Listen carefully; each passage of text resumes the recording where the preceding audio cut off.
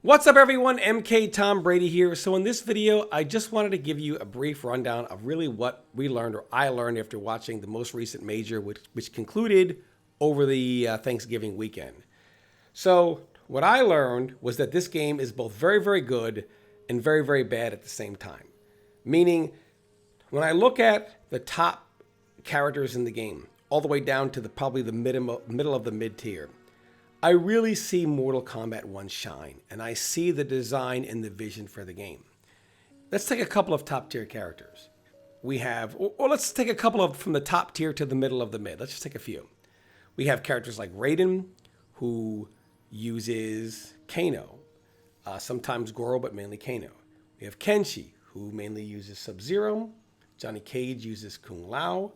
Ashura occasionally uses Kung Lao. Every once in a while, she'll use, more times than not, she'll use Serena.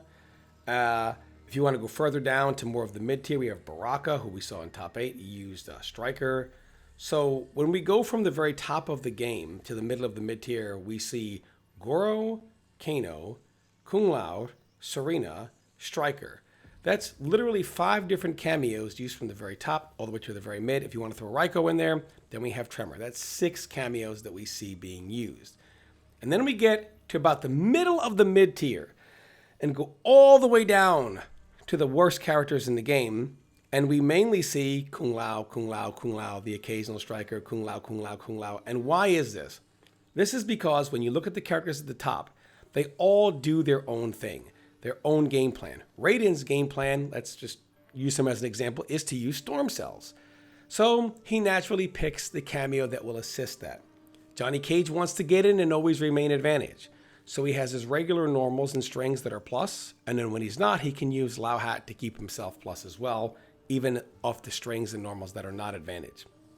This is where you see a clear example of the character having their own game plan, and they pick the cameo to assist in that game plan.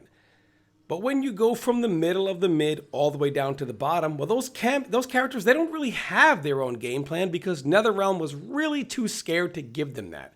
So what do?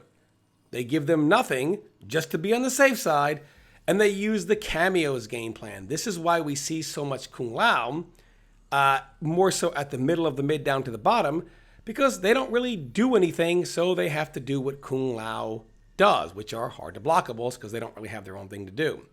This really shows the right thing for NetherRealm to do is not to nerf Raiden and Johnny Cage and all these characters and nerf Kung Lao. If you just did that, this game becomes just as bad, if not worse, than Mortal Kombat 11, which, for some reason, only NRS seems to be able to make such a catastrophic mistake. Hopefully, they see that the right thing to do is to power creep from the middle of the mid-tier, from the bottom tier up, right? From the middle of the mid down to the bottom, middle of the mid down to the bottom tier, power creep them up. This way, when they have their own game plan, they won't necessarily need to rely on Kung Lao for everything because they might want to pick a different cameo because they actually do something and will pick a cameo to assist them in doing whatever it is they end up doing. And the next and last thing it showed me was our online play is absolutely terrible. I saw several smoke players in this tournament. And the truth is, they were using back threes and forward threes and back twos, and absolutely not a single one of them hit as a 50-50.